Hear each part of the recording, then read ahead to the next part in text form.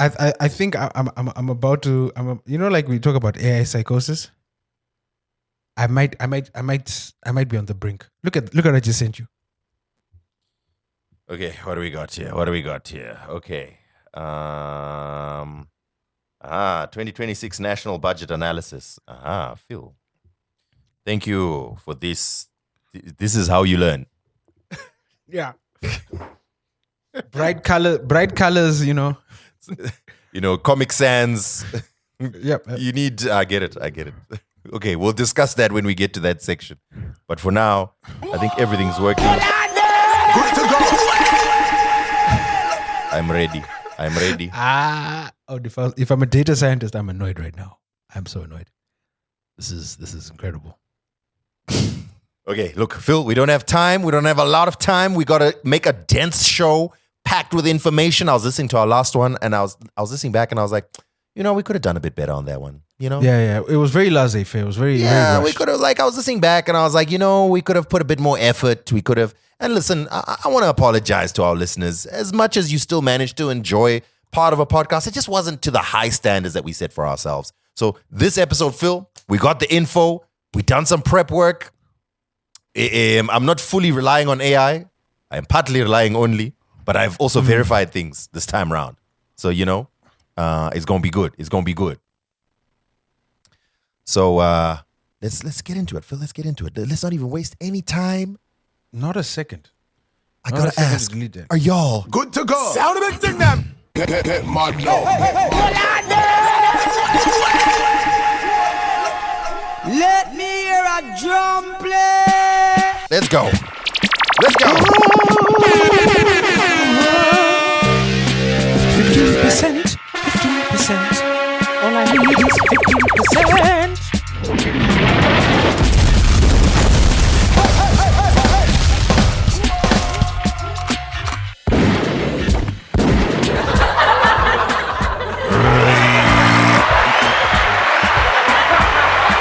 Nay, Philip, what are you playing? When have we ever done applause? Should we just get a laugh track on this episode?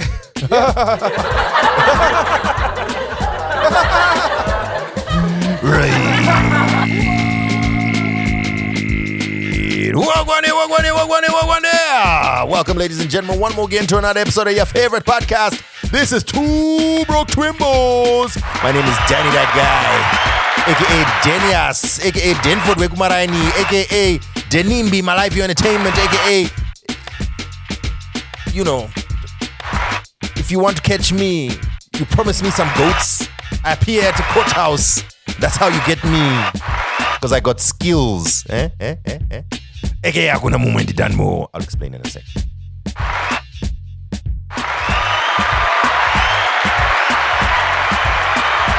That's right. And as you don't know, the unmistakable, the irrefutable, the unquestionable, the undeniable, the untenable, the 15%able Phil Chaddock, aka Flame Floss, the Big Boss, baby, aka Feeds Up P, aka Sexington Lovu, aka Filthy Phil, and of course, Shemari, the Tankereo Dringy. Whatever. Man. You guys good? You good? How are you doing, then? Are you alright? Are you well? I am all good. Look, it's been an interesting week.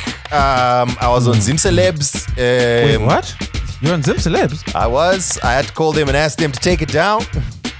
Why were you on Zim Celebs? Yeah, I don't know if they want to know that it's possible to take things down. Yeah, it's just stuff I don't want out in the public yet. But you know why? Because I told you. But there's going to be some changes. But why is that going on Zim Celebs? That's the thing. I'm in the middle of negotiating issues, and then I don't know how, I don't know where. Wait, who told them? Who did you speak to? You told someone who clearly was like, guys, I got the scoop for you. I have my suspicions because I told very few people. But anyway, shout out the team because I called them up. Listen, but anyway, it's cool. That's not important. The point is, it's been a difficult week because there's been a lot going on, and we missed our normal recording date. Our apologies for that. But let's not waste any time. In my intro, I made an allusion to Maskiri. Allow me to just take a moment to talk about what the story is there. So, Maskiri, if you are unfamiliar, is a rapper from the Urban Grooves era. Those of you who are listening to the podcast should know who Maskiri is. I mean, think about the blue face of Zimbabwe in 2000s. You bastard. And I don't mean that in any insulting way. Maskiri was very popular. But Maskiri was taken into police custody. Now, the way that he was taken into police custody is hilarious. Because apparently he was wanted in connection with a fraud case involving goats. Apparently he was supposed to be delivering goats to someone and he didn't deliver them, so the police wanted to reach him. So what they did is they pretended to be promoters who were booking an artist. They sent out a booking for Maskiri. And when he showed up to the show, it was a sting operation. And the cops nabbed him and took him in. He was granted a $50 bail. Now there's conversation about, listen, this whole story about the goats, we're going to sort it out. Sorry about that. We'll figure out the goat situation, etc., etc. And as you can imagine, you know, the wordplay has been rolling with the use of the word goat. This was a story last week, I believe, and then the update that came out more recently was that that he went into court, he was granted bail, and they were sorting that whole thing out. But I found that to be absolutely hilarious. What? You're telling me that they were looking for this man over a thing about goats, and to find him, they reached out pretending to be promoters? Was he on the run? Like, well, yeah, he clearly was, obviously, because he hadn't paid his debt, as it were, or delivered on the goats. And I don't know if you heard, Dan, goats are very serious issue. Like livestock is a serious issue, but you know, as a certain MC might tell you, not delivering on goats can get you in hot water. Very, very hot water. So the story is they hit him up and they said they wanted to pay him for a $300 performance. And they called him to say, okay, we now have the $200 deposit to secure you. Come and collect. They set up a meeting point, and Maskiri arrived and was immediately arrested. This is an insane story to me. What is happening to our goats? In more ways than one. Anyway, that's what I was alluding to in my intro. But this is not about Maskiri and goats. Let's actually get straight into what we normally do on this podcast, which is starting off by celebrating Zimbabweans doing big things. So allow me to celebrate none other than Yolanda Chimbarami. Yolanda Chimbarami. By the way, this is the podcast, of course, that pays close attention to beauty pageants. We actually have a drop. Beauty Girl Watch. Welcome to this week's Beauty Pageant Watch with Dan and Phil. This week, we break down what's going on at the Miss World. It's Miss World, right? Miss International. Oh, our portfolio continues to expand. Actually, do you know what? I'm just about to ask. Rank in terms of rank these beauty pageants. We should rank them in terms of how many visas you can get depending on your passport. Did you see what happened to the Côte d'Ivoire? Yeah, I have it. Yeah, I have it ready to talk about. Yeah, I mean, of course. If you scroll down, I apologize for asking, Dan. I apologize because obviously, if anyone had their finger on the pulse, it was you. Of course. I mean, these two men on this podcast pay close attention to beauty pageants for some reason. Not in the wait. Hey yo, pause that. You know what? This is an acceptable pause. Not like that. Okay, Dan. Let's make it clear. We just follow it for the beauty, you know, for the occasion, what it represents. Nothing creepy or or like Jeffers. It's very un-Jeffers like if I say so myself. I hear it, Phil. I hear it, but we have to address the things that people are thinking and not saying out loud.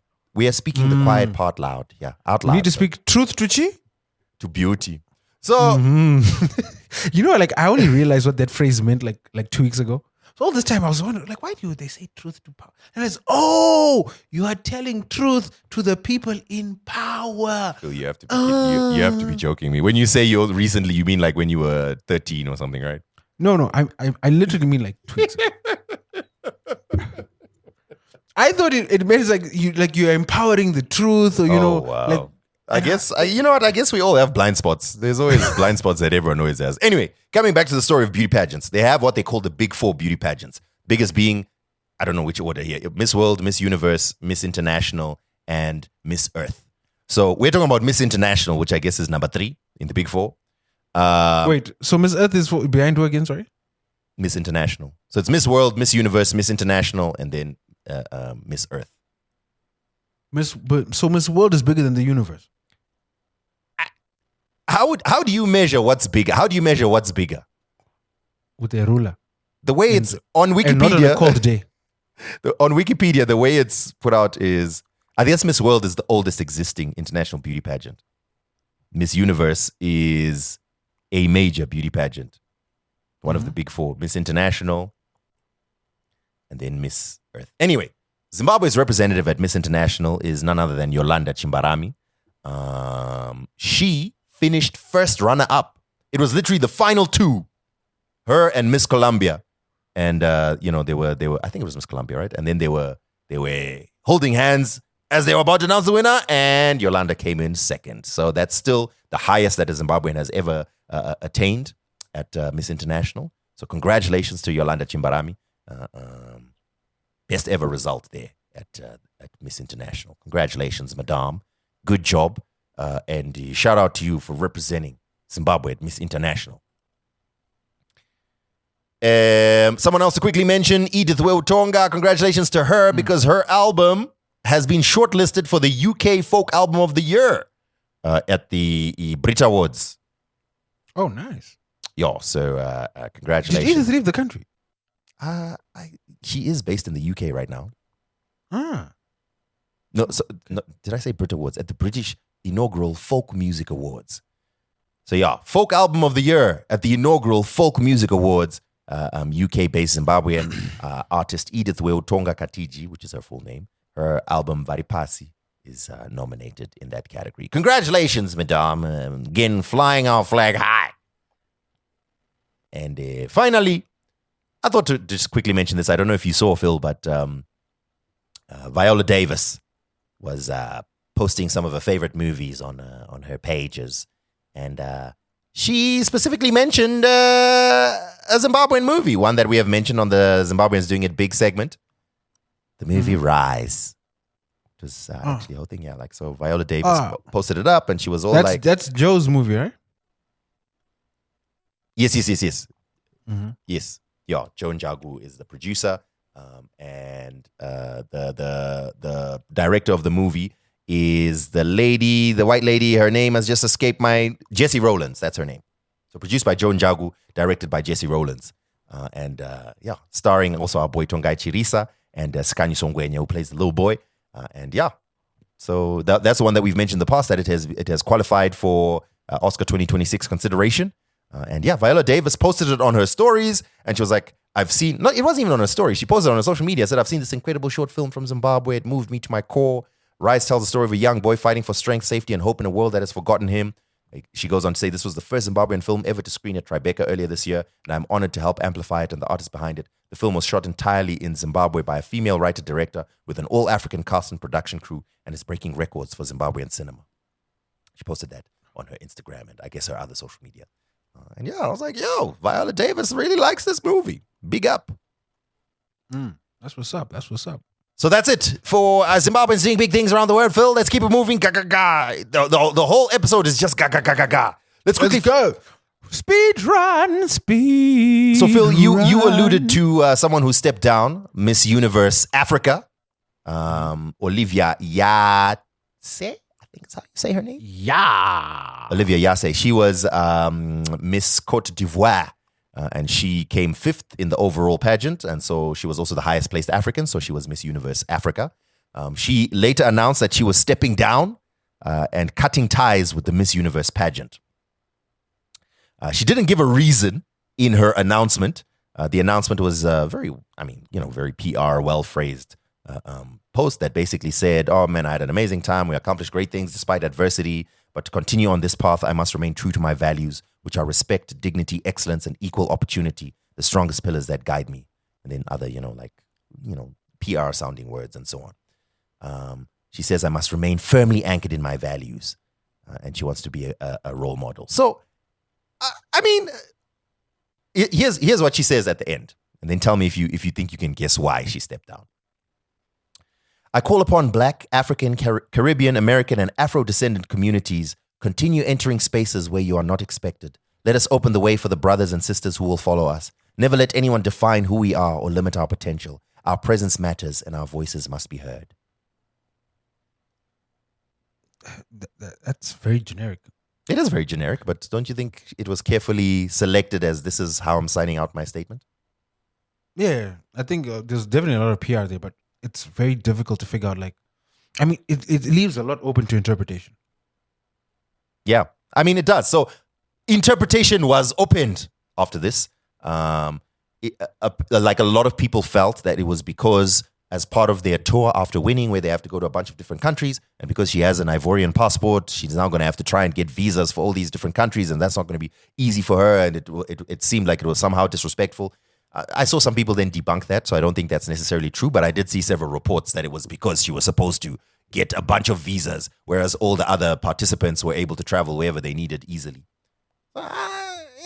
That was somewhat debunked. And I say debunked, by that I mean some people said, no, that's not true because of ABC. Not that there was any official statement about it.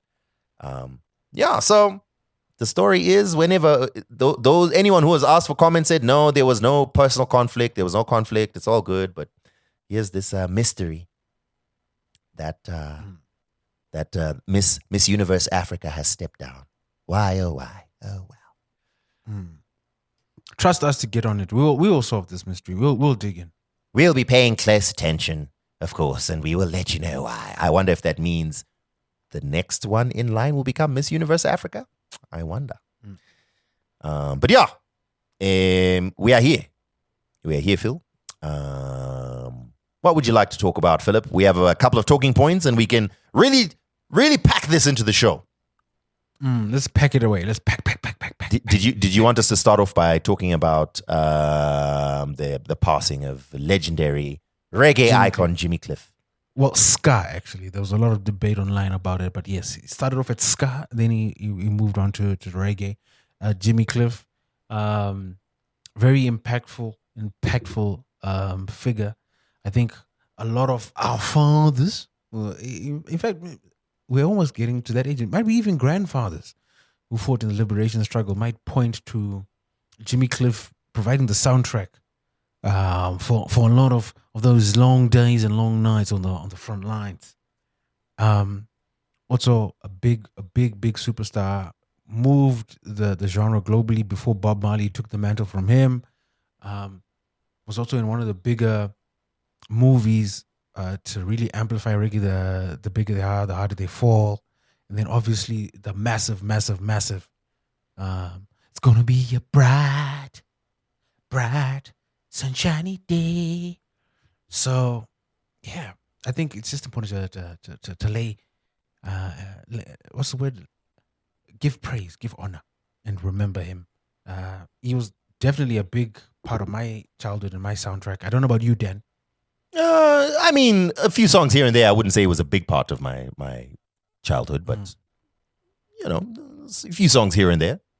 Yeah, and yeah, now it's a bit sad because like the last member of the reggae trinity is gone. Well, it was Bob Marley, Peter Tosh, and Jimmy Cliff. Yeah, we've spoken about it on the show before that we've reached the age where our legends are dying. There is one thing that I noticed that was a bit wild. Did you see the condolence message? From whom? So, officially, Jimmy Cliff has 3 kids. Mm-hmm. Well, according to this, 4 kids. Mm-hmm. But then there's another child who was laying claim. And then the family did a notice. And I counted 20. So I don't know if those are 20 kids or 20 family members. But it specifically listed grandchildren on their own subsection. So I was just like, yo. I'm hoping they were listing kids and family. But if it were kids, he was prolific. It's not surprising, I will say. It's not surprising. But okay, let's move on from that. I had actually forgotten to put this one down, but I thought it was a very interesting story. Please, can you catch me up to speed on what this whole Burna Boy story is? Burna. Okay, long story short, Burna is currently touring in America, pushing his new album. Yeah. And at one of the tour stops, apparently someone was in the front row, literally the front row. If you look at the video, in the front row, and they, according to Burna, they were sleeping. Burna then stopped the show and said, "Yo, wallahi," to quote him, "I will not continue this show if you are not removed. Wallahi." Alhamdulillah. So he continues to berate this person in the front row. You now see stewards come to talk to this person. This person obviously is a little despondent and saying, "Yo, why am I being told to leave? I'm up. I came to enjoy the show." He took like money out from his pocket, right? And he was like, No. Dan, you're confusing. You're confusing incidents of Burna Boy kicking fans out of a show. "Oh, there's more than one." Yes, that is actually another incident. Okay. So he continued to. So is press this a woman? person. Are you talking about a woman, right? Yes, this is a woman. Yeah. Okay, yeah. So continues to press this woman. Eventually, after like 3 minutes, the woman finally decides to leave with the date. There's also a funny discussion we can have later on about the date, because the date is immediately like after a minute, he reads the tea. He's like, "Okay, we gotta go." She's being despondent and saying, "Nah, I pay for the ticket. I'm staying." And he's like, "Yo, I don't know if you can see what's happening right now, but there are about 20,000 people who are about to start throwing cans at you because you've stopped their show. Let's fight this battle off stage." Eventually, the person leaves, and then they leave. Burna resumes the show. A few hours later, she goes to Instagram and posts and says, "I was feeling a little depressed. I'm really sad because I've just lost my family member. I believe she said I lost my brother. I just wanted to go to the Burna Boy show to lift my spirits. I was really depressed and sad, but this isn't what I hoped for." And now fans are like, "Yo, this is messed up. Like, why would you kick? Like, hey, it doesn't matter like if this person was depressed or not. What does it matter if the person paid the ticket? They can come and if they want to sleep in the front row, they can sleep in the front row." So okay. So he kicks her out. Afterwards, she's now posting that she was depressed, she was going through stuff, and Yeah. Mm-hmm. I think she mentioned that she lost her baby daddy or something like that. Yeah. So then now, Americans were like, "This is messed up," and then fans or people who had been waiting for Burna's downfall were like, "But wait, this. Oh, by the way, Burna then refused to apologize." It was posted on the Shade Room. Yeah, he refused to apologize and said, "Yo, why am I apologizing? Like, you guys keep hurting, throwing dirt on my name, but yeah, I've been here before. I'm the African giant. You're not gonna stop me." And people were like, "What's wrong with you, bruh?" Then, as you said, it was posted in the Shade Room, and then people were like, "But wait, there's more. This isn't the first time he's done it." And then, as Dan alluded to, then people started bringing up videos of the one time he kicked the fan out of the show and gave them the money back. Then they posted the one time when he kicked a fan with the Timberland. Then they posted the other time.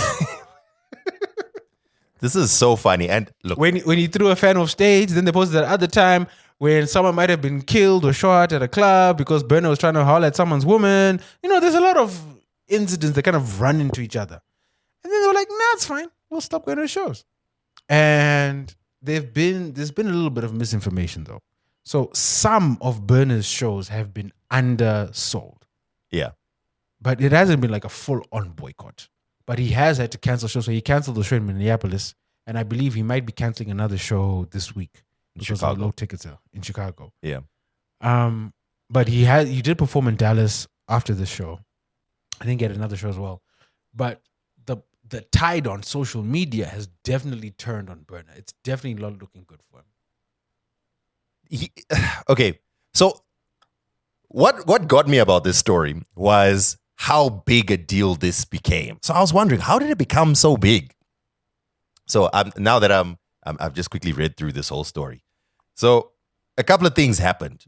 First of all, this lady's story of her being depressed, I think, got people upset. And she was in the VIP and she's like, "Yes, I may have dozed off, but I paid for a VIP ticket so I can be comfortable." On top of that, the reason I dozed off is because Burna Boy came on at freaking 3 a.m. or whatever it was.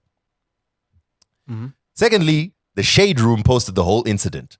And then a ton of people were commenting on there, talking about, "Hey, he's arrogant," and a lot of people started coming in with all these receipts. Even Eminem jumped in the comments of that post and said, "This is not cool."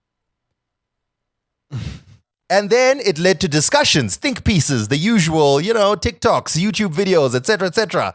And then, like also Phil mentioned, then all the previous incidents and stuff like that. Burna Boy himself, I think he was like, here's what I think. I think Burna Boy is an African giant in Nigeria. He can get away with a ton. He can do whatever he wants. And some people can complain, but, this is Burna.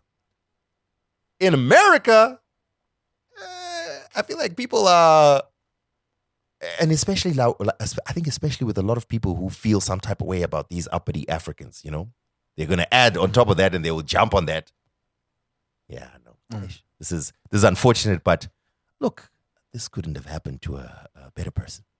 No, it couldn't. I for one, am saddened. Saddened and hurt. I love your music, man, but you are not a good person. Music is fire. I love Burna Boy's music. But the incidents don't seem to paint you as a very good man. And, is what it is. So you don't think it's the low ticket sales is because of this? I think it's a factor. I definitely think it's a factor, but I think it's a little overblown, right? I think someone's fans are always going to be their fans. Yeah. Right? I think the people it's swaying are the casuals who are maybe the last minute ticket buyers. So like, you know what? I've got nothing to do tonight. Burna's coming to town. I know like 2 or 3 of his songs. It'll be a good time. Yeah. Let me go out or maybe take someone on a date. That type of thing. But I do think this is a very, very, very good example of being the architect of your own demise. Like this could have been a simple, like if all Burna had to do was just say, you know what, guys, I'm sorry, I overreacted. I was having a tough time. It's like I was feeling anxious about a show. My tour has been really stressful. I didn't mean to bring this person down. I'm sorry, and I appreciate your fan. You know what? Let me give you tickets to the next show. I'm going to fly you out. Let's see how we can, make your situation better. That's all he had to do. Like literally, that's all he had to do. But my man chose to go down the path of the most resistance. And I don't understand why. Just say sorry. Can I read you his apology? Sure. His apology, not apology. This is on Reddit, so I don't know. We should, Danny, I think as a married man, you should trial this in your marriage.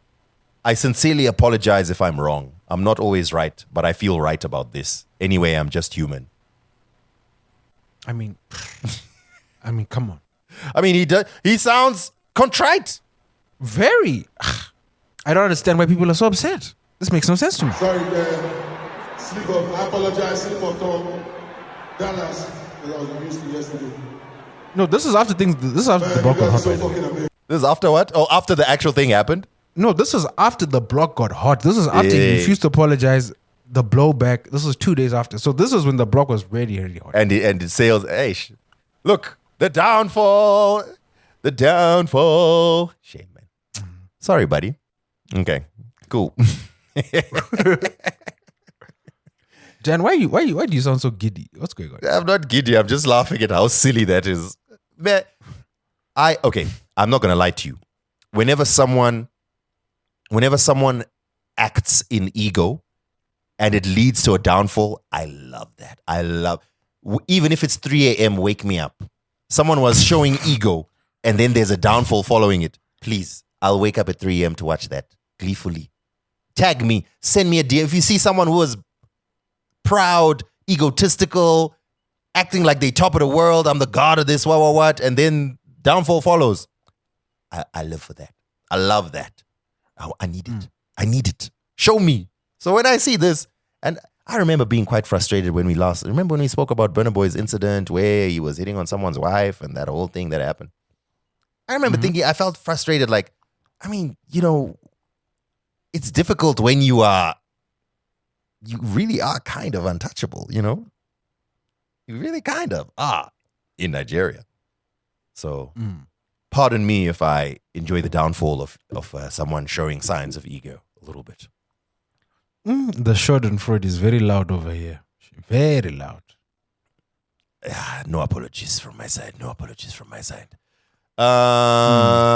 But then you need to Okay. understand, he cannot show a sign of weakness. There's no sign of weakness. So let's move on, Phil. Let's talk about the budget, and then we'll talk into other things afterwards. Where do we even go from here? Zimbabwe is in a very interesting space right now because Mthuli Ncube, the Minister of Finance, delivered earlier this week the national budget for 2026 and what we can expect. Many people were expecting for a lot of prices to go down because this had been promised. Many people were expecting that the IMTT would drop. It did. Yay! But wait, there's more. By a whooping, how much, Dan? By 5.5%. So, okay, Phil, tell us, give us an overview of some of the major things that are in the budget. This is what you were getting giddy about earlier when you spoke about how you used Nano Banana. Yeah, well, I mean, a bit of context. What I do now is I take all my rough notes, which I normally do when I read a report, and then I put them into Nano Banana, and then it converts my very untidy handwriting rough notes into a very pretty document that I can put in my logbook. And I'm like, oh, lovely. So where do we start? Okay, I think the overall theme of this is deficits and budget and taxation. And no matter how big our deficit is, because we're operating at around $100 million a year deficit for this year and the upcoming year. And the difference is going to be made up not with an increase in GDP, but just to grow my taxes. To grow. First and foremost, Mthuli was like, you know what? This Netflix, this Spotify, this YouTube Premium that you guys are paying for, they don't have offices in Zimbabwe. They're not paying tax. It's like we're hitting you guys 15% withholding tax immediately. Essentially, that means if you pay $10 for your Netflix, just remember that another $1.50 is now going to the Hurumende. If you are paying for Microsoft, granted, if you're an individual, you're going to get charged tax. If you're a company, you should be able to claim it. It's a little unclear, but in theory, you should be able to claim it. So that's one. Cost of living, as Dan highlighted, we have a 0.5% VAT increase. That means everything is going to go up. But there's context for that, right? He said it was because of the reduction of IMTT. Yes, Dan. Because as we know, famously, everyone pays for all of their goods in local currency. Okay, obviously, this is not a financial podcast. Just the caveat that I need to let people know that don't know. The reason why I mentioned that is IMTT has been reduced on local transactions. Only. Not on USD transactions. So, okay. IMTT, which is the intermediary transfer tax, I think is what it stands for, is a 2% tax on every transaction period. Every transaction period. So, as you can imagine, if I eco-cash some money to Phil, there's 2%. If Phil then takes that money and withdraws it, there's 2%. And then he deposits, there's 2%. And then you send it, there's 2%. Then you swipe it, it's 2%. So, that IMTT has been funding a lot of the tax bill. But over time, and especially in microtransactions, it has gotten quite burdensome.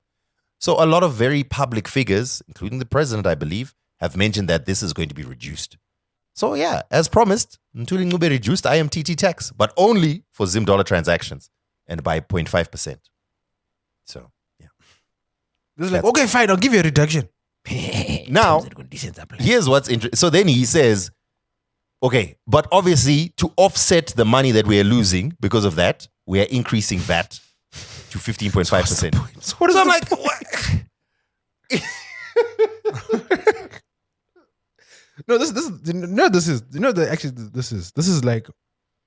This is literally like you have a house and the house has a main house and a cottage. Mm-hmm. Your cottage, because it's smaller, is not getting as much rent. Mm-hmm.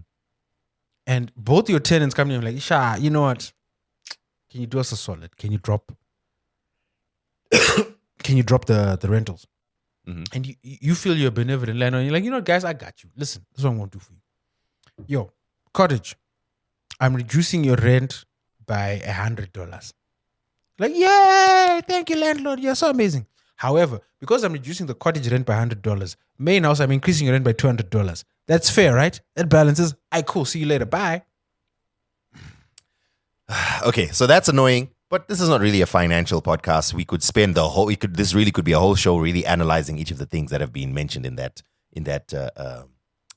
monetary policy. But I think the really interesting one, and that falls into our tech ombudsman space, is the digital services tax. So Phil has already alluded to the fact that digital services will cost 15%. What are digital services? The Netflix, Spotify, Apple Music, all the things that you pay online. So, long story short, if I'm going to pay my $7 for Netflix or whatever it is, 15% is going to be held by the bank to remit to the government. But that obviously means the price is going to go up, right? So the charge is going to the charge is going to go up, not the price necessarily, yeah. So the charge is going to go up. So in other words, the bank will charge an additional 15% on top. Bingo. So keep in mind, okay, right? I understand, yeah. And this is above and beyond everything else. So depending on your bank, and there was a lot of discussion earlier this week about a certain financial platform. They were charging you 50 cents every time they wanted to initiate a charge, whether you had the money or not. They were charging 50 cents. So for my bank, for example, I know I get charged $2 for Visa transactions, $2.50 roughly. And then I get charged up to 3% of the transaction value. I think it's hard capped at $100, something like that. But I do know, like, if I withdraw $1,000, I get charged $30. Right?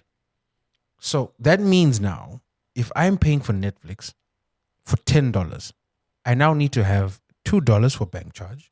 Then I need to have an additional 3% of that $10 for my Visa charge. Then I need to still have the 2% IMTT tax for that charge. Then I also need to have a 15% additional funds available for the VAT being charged. And this is a stark example of, I think we've discussed it on this podcast before, where sometimes if you leave the country, catching an Uber will cost you less than the charges for catching that Uber. Yeah. I mean, that's been an issue. It's been an issue. Even when I, like, for example, okay, I signed up for Twitter Premium this month. Why?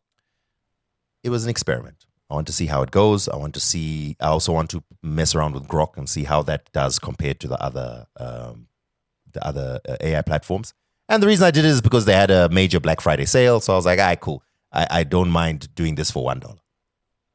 But I know that if I'm going to pay $1, coming out from my bank is like $6. Okay, it's not $6, but it's like more than what the price of what I'm paying is.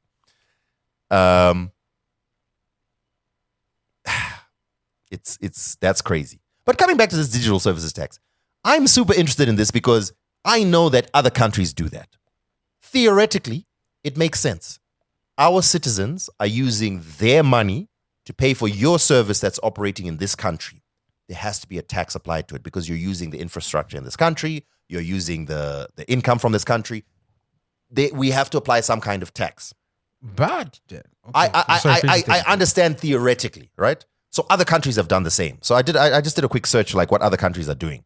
So Kenya, for example, has a digital services tax of 1.5% of gross transaction value for digital services. That is charged to the platform. South Africa charges 15% VAT, same as every other company. But that company is expected to register in South Africa and pay VAT. So Netflix, Uber, whatever it is, has to register in South Africa, and then they're now paying VAT to the government. Zimbabwe has decided that you, the consumer, we're going to get the money from you. But they already do this, Dan. Through this the bank. Is where I was going to get you. So I don't know if you've ever paid for any campaigns on Facebook or Meta. Yes, but Facebook is. I don't think Facebook. I haven't seen VAT on Netflix, but Facebook I have. Yeah. Yes, you get. So this is what I'm saying. It's specific to platforms. This is a regulatory issue where government has realized they don't have the motivation, the wherewithal, whatever it may be, to approach these companies that are operating and servicing Zimbabwe and say, hey, you guys need to charge these guys VAT. And I'm sure as any company that's looking to service a market, they would gladly abide. There might be a bit of friction, but they will abide. So I've been paying VAT to Facebook for 3 years. Now, that same transaction is going to be double billed because Facebook are going to take the 15% on their end, which they're going to remit back to the Zimbabwean government, and I'm going to get charged 15% from the bank for the transaction that's been initiated. Yeah, that's digital services. You're paying for that. It's actually pretty mad. France charges 3% of revenue from all digital interface services, but that's paid by Google, Netflix, etc., etc. They're the ones that pay the government. India charges 2%. The highest that I've seen here outside of Zim is Kenya, which has 6%. They do 6. Hold on, let me try and read what this means. Wait, I thought you just said Kenya was 1.5%. So Kenya does 1.5% of gross transaction value for digital services.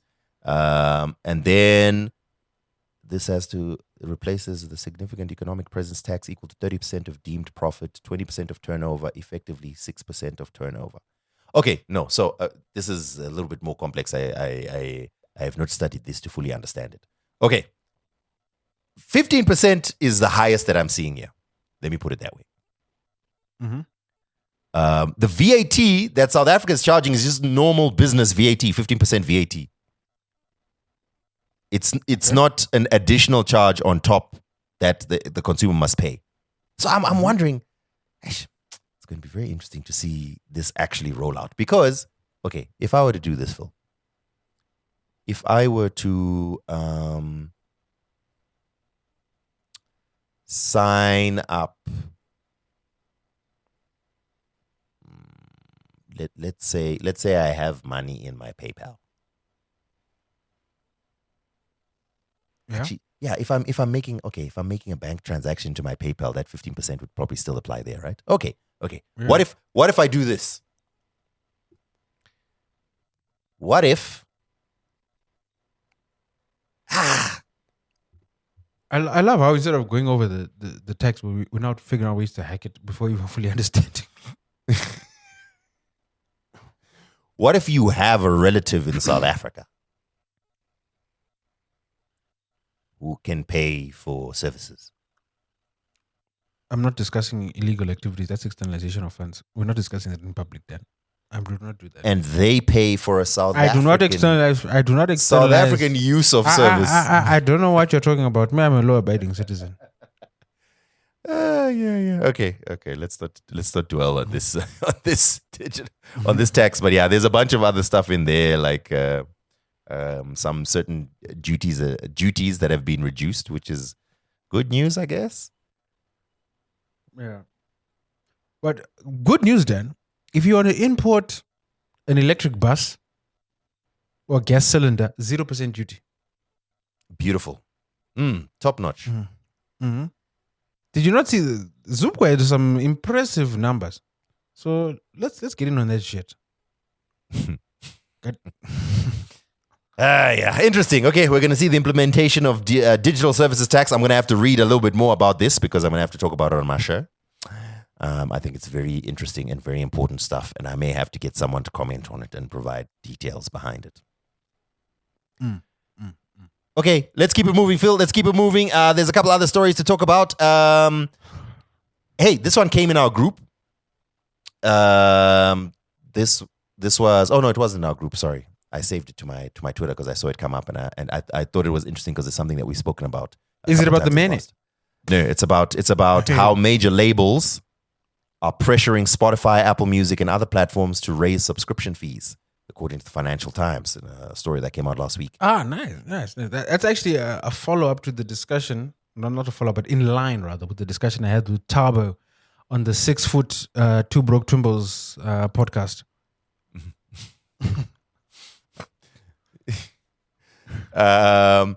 Apparently, according to the Financial Times, Spotify will be increasing their prices. It's long overdue. And it was interesting to see. What are your thoughts about this, actually? Let me hear your thoughts. Here's what I think. Okay, I think it's very easy, especially if you are concerned about the music business as you are, Phil, to think of this from the corporation's perspective, right? The value that I'm providing and the amount of work that I do compared to where we are in the economy, et cetera, this is a fair charge. But the flip side is consumers. From the consumer's perspective, yes, you're telling me that you're giving me the entire world's music. Cool. A US Spotify subscription is $12. Here in Zim, it's cheaper, and in other territories, it's cheaper. But let's use the US amount, right? I'm a US subscriber. I pay $12 a month. Yes, I have access to every single bit of music in the world. I also have access to all that music via piracy. It's just a little inconvenient for me to go that way. So you know what? I'll pay $12 so I don't have to jump through hoops and all of that. What if the price is $16? How many people are then going to be like, you know what? Convenience is something that I don't mind convenience that much.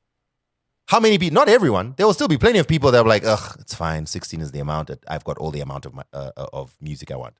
But I wonder how many people are going to drop off like, okay, now it's getting to a stage or now it's getting to an amount where I'm willing to be inconvenienced. So I think from the perspective of the supplier, I completely get it. And you've made a strong case for it as well. Like, listen, every single song in the world, basically, available to you. You can stream anytime. As well as the payment that needs to go not only to the artist but to the platform. Completely understand. But from the perspective of the consumer, I don't think it's as straightforward as that. And we face the same issue in media. You know, this organization or this company that has made media and wants to now charge you a subscription fee to access it. It could be news, let's say. News organization that's giving you news that their journalists have worked like crazy. They've gone undercover. Some of them have risked death to put out news stories. And we want you to pay $10 a month to subscribe to this so that we can pay our journalists. People are like, I can read it for free on Twitter. And those are apples and oranges, but okay. The product is apples and oranges. The consumer's mindset might not be apples and oranges. No, it's different in his way. There's a parallel between the cost of news and the cost of music. News was always free until the internet. News was always paid for rather until the internet then became free. Mm-hmm. And then the thinking was, let's make it free because the internet, it's a side project. It's not really going to take off. No one cares, whatever. It's difficult to get on.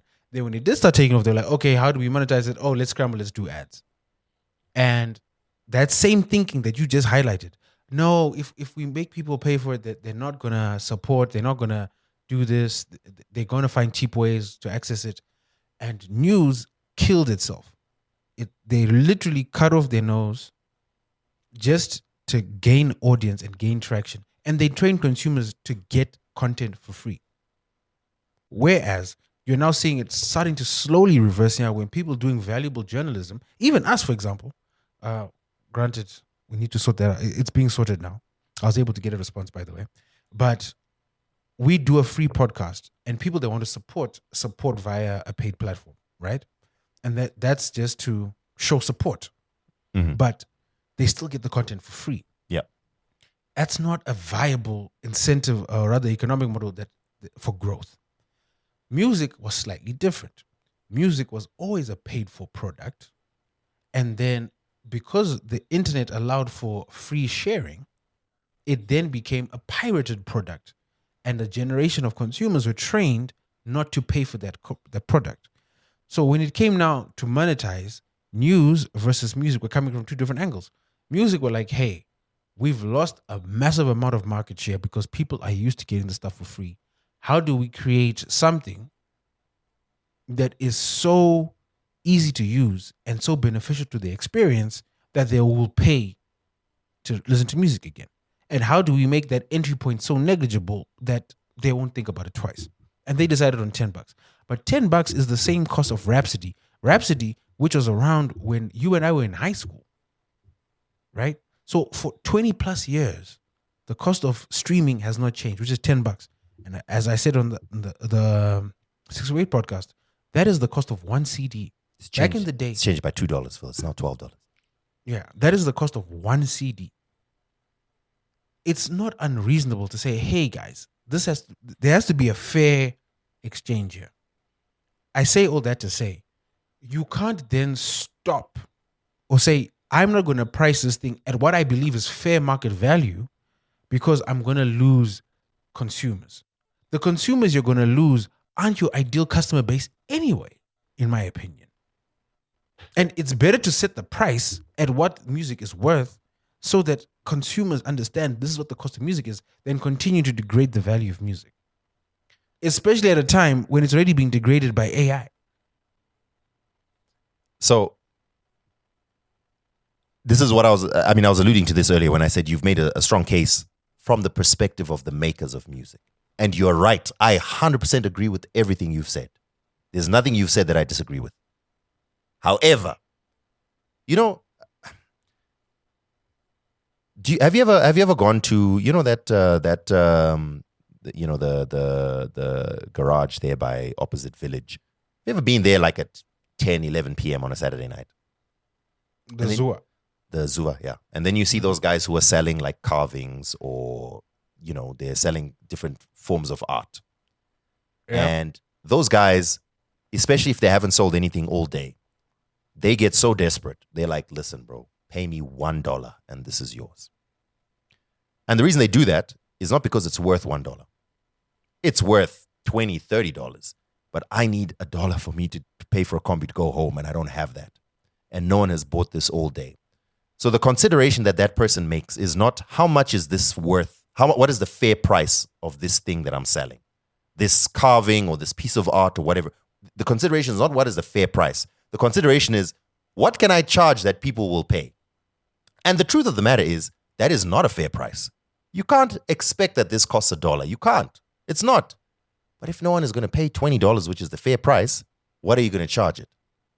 So my point that I'm saying is, yes, you're right. In terms of what it should cost more. But what will consumers pay? What will they pay? What is an average consumer, whether it's because they were trained over years or whether it's because alternatives exist or whether it's because, piracy exists or a combination of all those factors, how much would Dan be willing to pay? How much would I pay? Right now I pay for both Apple Music and Spotify. Both of them. And I don't know why. The reason, well, technically my wife pays for Apple Music because we're on a family account. My personal account is a Spotify, which I pay for a duo. So we both have Apple Music, but it's a waste of money. But if that price were to go up, I'm going to cancel one of them. Right now it's just so cheap in Zim. It's literally $3 for Spotify. So I was like, okay.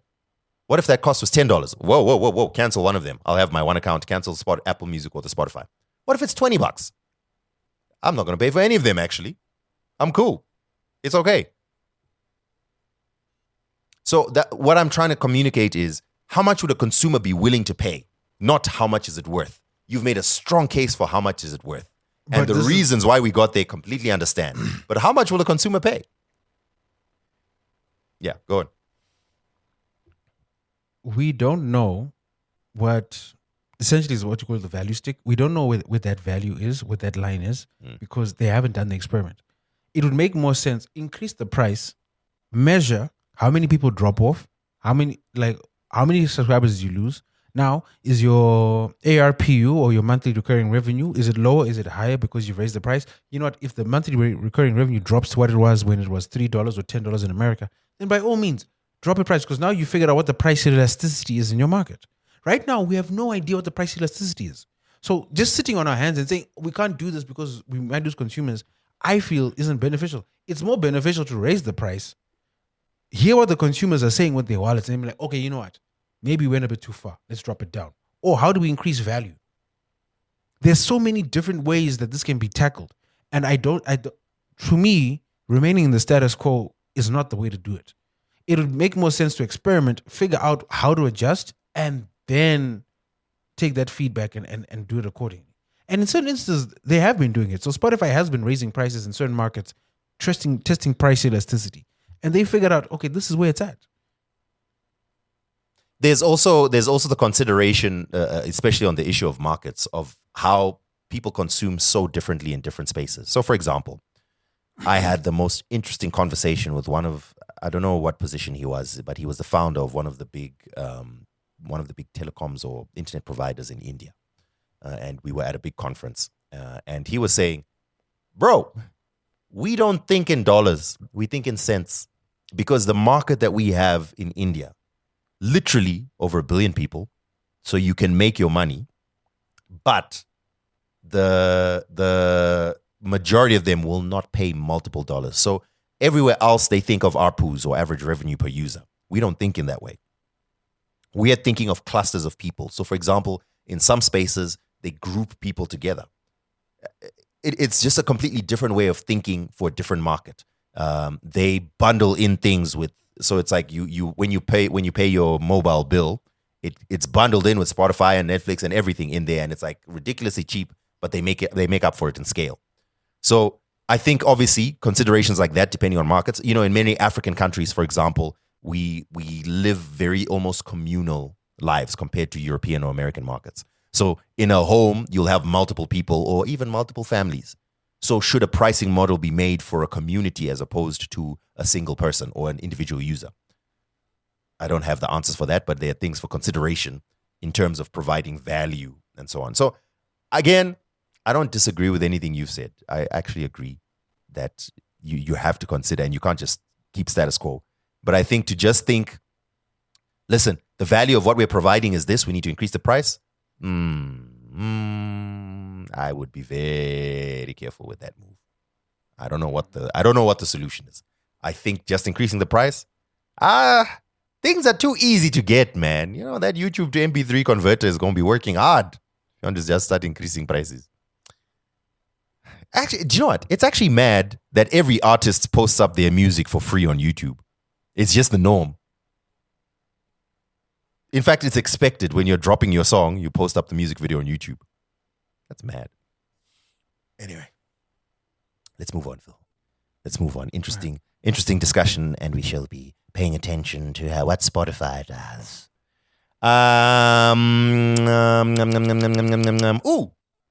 Quick fun story. I'm going to be very brief on this. There was a story that was in the Masvingo Mira of a lightning bolt that reportedly struck a car and dislodged the city council clamp. They should be put on notice, these guys. Put on notice. Immediately after that, City Parking announced that certain streets in the Harare CBD would be doing automated self-service parking.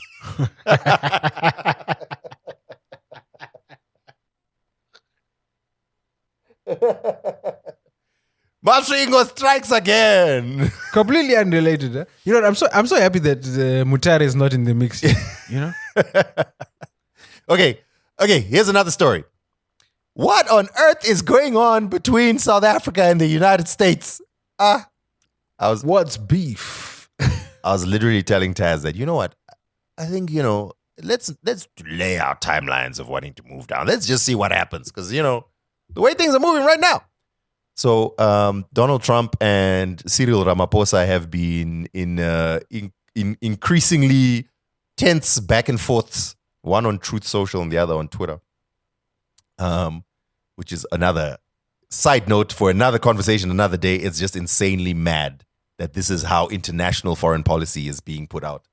But anyway, the history was the G20 earlier, I think it was earlier this month, was being held in Johannesburg, South Africa. Normally world leaders attend, but United States sent a representative, and apparently it was a low-level representative, and there was some communication of a lack of respect by the nature of the representative that they sent. And then normally the resolutions that have been passed at G20 must be handed over to the heads of states of all participating nations, and the US basically dissed South Africa by who they sent to receive it, and a whole thing like that. I don't know all the exact details, but that's like an overview.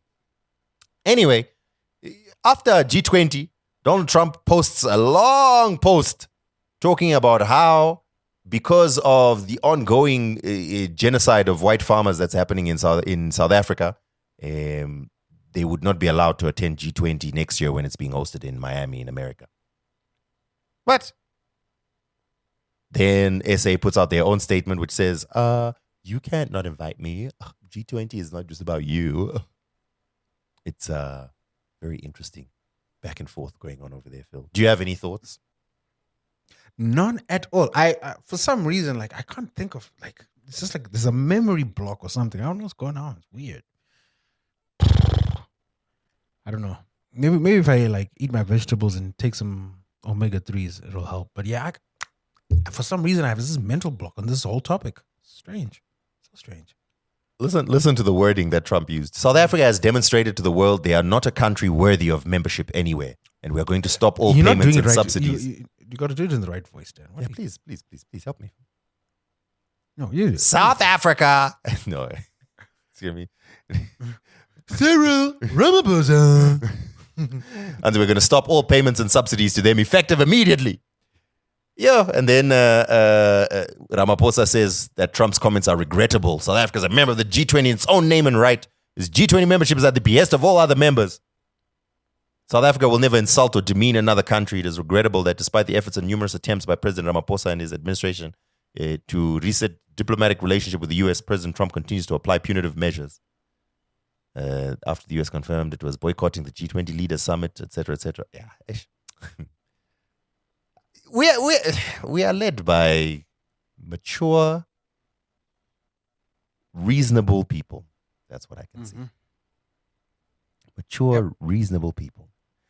Okay, I have a quick story about TV, but before that, do you want to talk about anything else? Let's do some tech on badsmanning, Dan. Woo, I've got a big one. Big one. Yeah.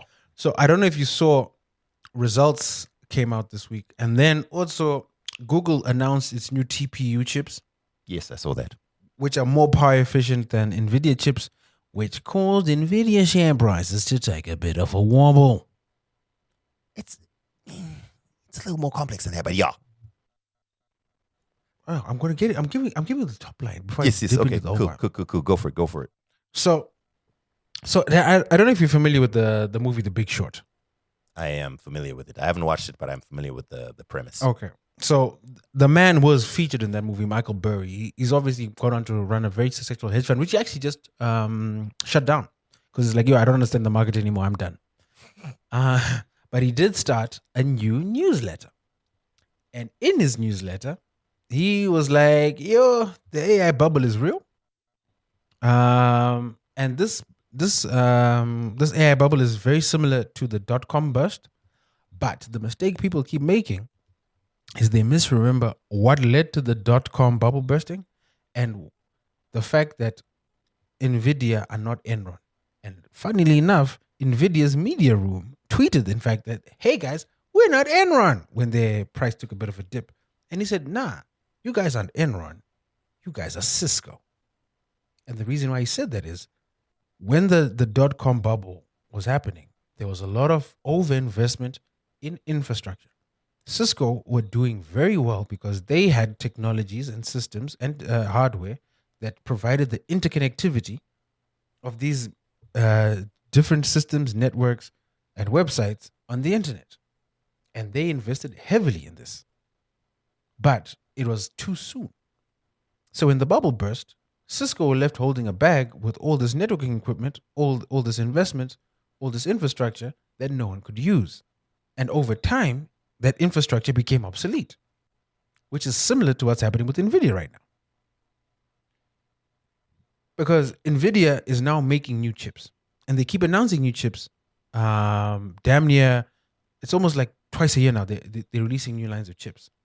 And they're like, hey, we're making chips that are incredibly more efficient, they're more valuable. But one of the things they're not accounting for is every time you release a new line of chips, you devalue the current chips that you have in market or your old model chips.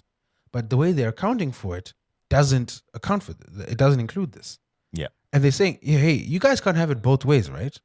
You can't say we basically control all the infrastructure of all the data centers, all the generation centers. So our valuation is high, but you can't then also keep releasing new versions of the chip because that then makes your old versions low. Low in value. So you guys need to find a balance here. And Jensen Huang is not accounting for this or the destruction in their own asset value. So all this on top of the fact that did you read the story of how an algorithm discovered there's $600 billion missing from AI investment? Remember we discussed a few weeks ago of how like there was a lot of circular investment? Trillions going back and forth between OpenAI, NVIDIA, Oracle, etc., etc. Yeah. So basically this is how it works. So NVIDIA funds a startup or a cloud startup with equity. Then the startups use that capital to buy NVIDIA GPUs. So Dan funds Phil. Phil takes the money that Dan just gave him and gives it back to Dan because Dan has all the uniforms that I need for my company. Right? Then NVIDIA accounts for that revenue and inflates their growth. This is just accounts for the 600 billion. This doesn't account for the devaluing of the chips, by the way, which is another separate issue. All this is there's a lot of happening here. So I don't know, Dan. Have you been following this one? Because when I brought this up, you had some thoughts. So let me get to you before I get too deep into the nerdy weeds here. I have been following this very closely. So the Google, it wasn't a very public consumer sort of thing, but to me, it was like a huge, almost a nexus event.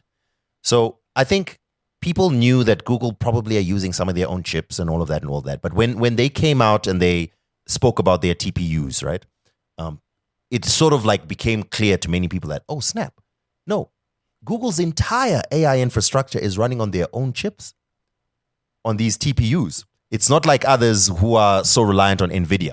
NVIDIA is still 80 to 90% of the market. But Google are running their own chips, and then they just launched I think it's their 7th gen. They're like, wait, 7th gen?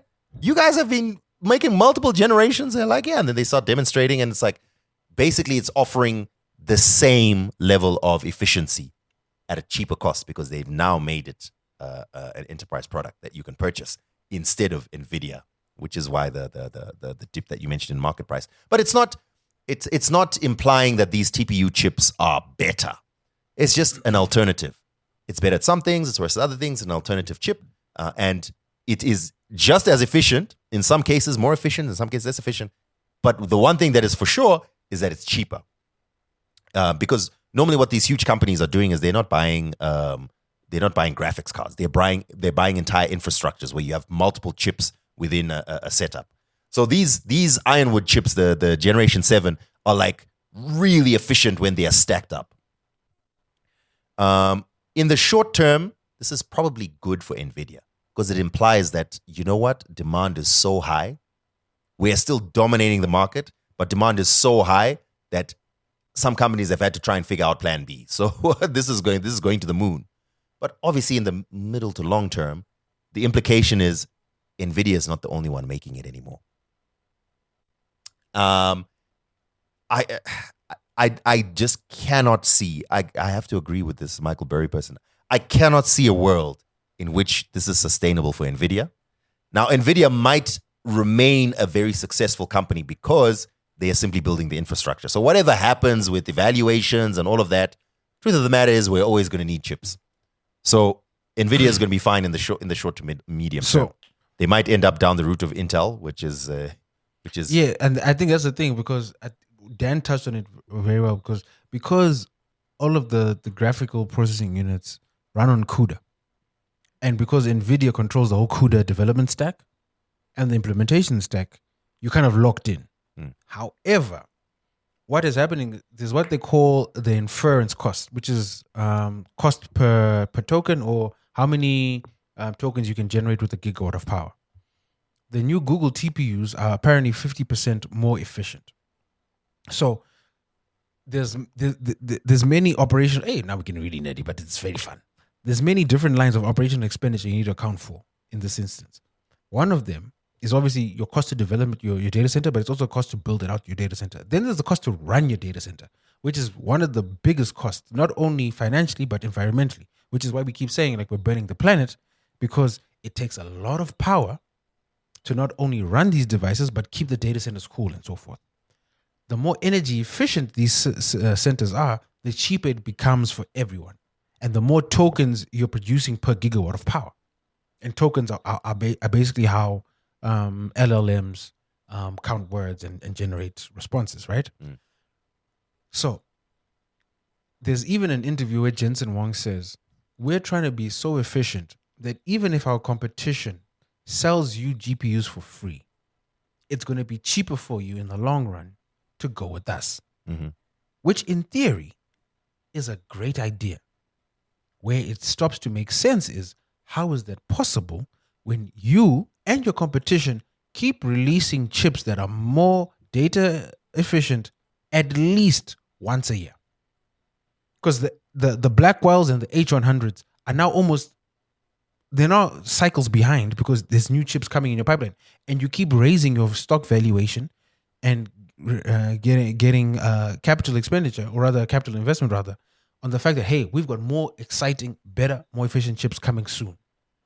But if you keep having new chips coming soon, which are going to be more efficient than your old chips, why would I continue to buy in a regular cycle? And we're already seeing an example of this because Meta just put in a massive order for Google TPUs and not NVIDIA GPUs. This is ultimately, I guess, all the nerdy talk boils down to the question of how much of a bubble is this and when is it going to burst, right? The wars between Google and NVIDIA and Google and OpenAI and Microsoft in there as well, and all of that will continue. But how much of a bubble is this? I think we all agree that there's some level of bubble. Whether it's completely bubble, it's partly bubble, or very limited. There's some level of bubble because the hype is just not possible to continue at this level. I think my thinking is this is going to be similar to the .com sort of burst in the sense that this insane arms race is going to create this environment where we have millions of GPU chips that are out in the world, including the ones that may be viewed as obsolete, but they're not useless. They're just not as good or not as efficient as the most recently released one. Where at some point, there's going to be so much infrastructure that this because remember, at the same time as these chips are being insanely, buffed power-wise and efficiency-wise, while that is happening, the models are also being, insanely nerfed, I guess, if that's the right word, in terms of how much they need to use. At some point, we're not going to need the NVIDIA, at that point, the 7090 or whatever it is, GPU. Like it will run just fine on that 2060 that you have because it's gotten more efficient and we can do, and especially when they are specializing in tasks rather than this huge generic sort of thing. Mm-hmm. I think what's going to end up happening is the stock valuation of some of these companies is going to come crashing, and that's going to be the bubble bursting. But the value of AI tools and the value of the infrastructure that's built is still going to remain. And we're going to get to a stage where a lot of this is more, what's the word? Not general. It's going to be more specialized. Specialized, yeah. The AI tools are going to be. It's not just a generic chatbot that you can talk to about anything. It's going to be a bunch of different AI tools that are specialized in different spaces, and they're going to run a lot more efficiently. And you're not going to need these crazy TPUs and GPUs. You're going to be fine with just the regular things that already exist. And yeah, some of the bigger ones might need the newest technology that's coming out, but the infrastructure will already have been sort of put in place. That's what I think is likely going to happen. I think you're correct, except for one thing. So there's a concept called cost of labor. There was an interesting interview with someone I was listening to yesterday, actually, where he was discussing this, and it's like where this arms race starts to have real world implications is the cost of labor, and when you compare that to the cost per token. We're not there yet, but we're about to reach the threshold where even with having to edit or reprompt AI, because sometimes its accuracy is hovering around 40% right now. So accounting for its 40% accuracy rate, which means back of napkin mathematics, you then need to generate 3 different prompts to get the right answer, with editing, of course. For that to not only be more efficient time-wise, but more efficient cost-wise, the next generation of chips are going to start having a direct impact on the labor market. Mm-hmm. Where like now with these infographics that we're doing, where the cost to just hire an ad hoc graphic designer, or cost to hand up a data processor, or cost to hire anyone who's doing menial computer-like labor will be so low, it'll be cheaper to just get an AI to do it. And people will start losing their jobs, right? Mm-hmm. But that is dependent on you getting a data center with the latest chips that allow you to do so. So what will then happen is it'll now be a weird arms race where the people that have the money to continually buy new, essentially waste chips, like literally refreshing every year like they're buying the new iPhone, are the ones who are going to be able to reduce their cost. And we don't know exactly where now the cost of continuous investment and development is going to match the cost of sustaining that labor force, and getting rid of the labor force and having an AI labor force. So that's why I also feel like someone needs to come for that, because as you rightly said, if I'm like, guys, I got black walls. I'm happy with my black walls. My black walls are working fine for me. At a certain point, you running that black walls is going to be so much more expensive than everyone else, and it's going to be reflected in the cost to use your service. I hear that, but that's working with the assumption that we're having infinite improvement. Yeah. Which I don't think is realistic. Yeah, because Moore's law is broken. Eventually, we're going to hit a wall, right? But from everything we've seen, I don't think we're coming close to that. We might be a generation or two away from hitting like a real development wall where the cost of iteration isn't going to be worth it anymore. I think way less than that. But look, I mean, these are debates, and let's not dwell too much in the weeds of this nerdy conversation, Phil. Okay. I am the only other thing that I was going to mention just in our TV segment was, did you see the announcement that Scrubs is coming back? No. I like Scrubs. I was never that huge on it. I love Scrubs. No, in fact, I did see this because I know Scrubs as a podcast. A lot of these shows have podcasts, and I think they were talking. They ran an ad on something I was listening to. But also, what are they going to be talking about? Like everyone's old now. So apparently they're bringing in all the original cast, JD, Turk, the whole squad. They're the ones overseeing a new generation of interns, because I think they started off as interns in the original. Yeah. So they're now the Balis overseeing the new interns. Now is homie still the janitor though? That's what I want to know. Apparently. I don't know. I just saw the teaser. He was in the teaser. I think he was the janitor. I can't remember now. But I don't like.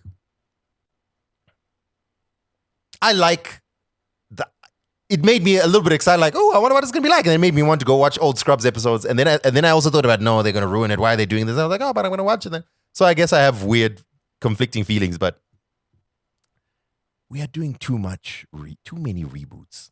We need original programming, guys. And I know, I get it. I understand it's too risky, and we're the problem because we're not watching. There's so much good original programming. We're just not watching it. There's too much good original programming. There's so much. There's too much. I've actually, we've surpassed. I was even looking at, I was hearing I've been hearing a lot of good things about stuff on Apple TV. Outside of Pluribus, there's another one called The Last Frontier. And then while I was looking at that, I saw that Jason Momoa has a really high-rated show called The Chief of War. There's 5 really good Apple TV shows that have just dropped in the past 2 quarters. And then while I was looking for that, I came across another show called Mobland. I heard that's good as well. And I watched one episode. I was like, this is amazing. Oh, it's not amazing, but it's really good. It's a good watch. And then I'm like, guys, you know what? There's no way you can be a gainfully employed in person and keep up with TV. The only way this makes sense is if you have an AI agent working for you while you do everything else.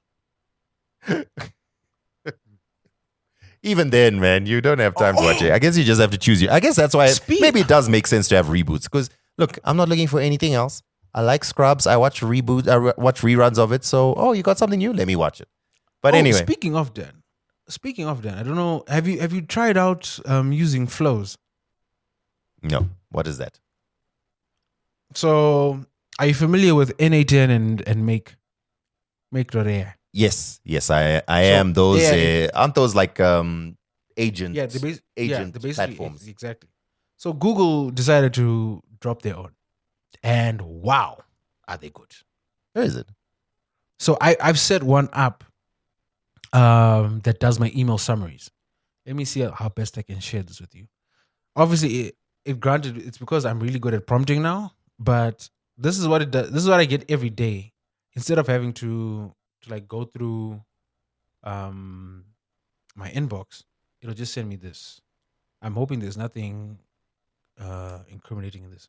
But look at what I just sent you. Just skim through while we were here. Okay. What is this? This is from, okay, this is just okay. Daily intelligence briefing, da-da-da-da. Oh, it goes through your emails. Mm-hmm. You have a lot of subscriptions here, Phil. Yeah, well, this is also it's the inbox that has all the subscriptions. So that's the whole point now. So I don't have to stress myself. This isn't even all of them. I've got other newsletters, but I need to figure out how to plug them in. Then have you ever tested Hux? I have not. Do you know about Hux? No, what is that? So Hux is your own personal radio station. Let me make sure this is working. Let me plug this in. Give this a listen. Granted, my inbox is going to be dead because it's late, but can you hear that? Yeah.